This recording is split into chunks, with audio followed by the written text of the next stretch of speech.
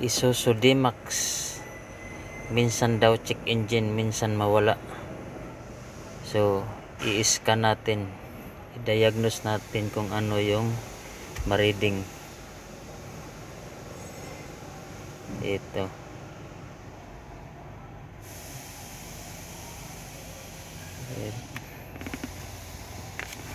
Red trouble code. So, ito yung reading niya. P0661. Intake manifold tuning valve. Control circuit low bank 1. So, dito sa front lip na gulong, dito makikita natin yung vacuum valve control solenoid.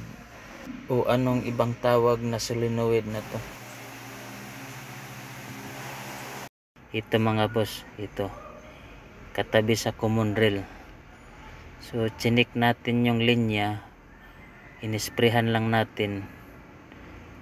So, binalik natin. Try natin pag-reset kung ma-reset. Ito.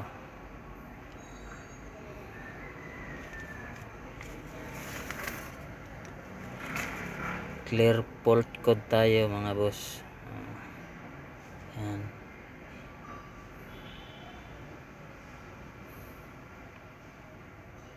Yan. Fault code. Clear fault code completed. So, subukan natin mga boss pag-start kung mawala.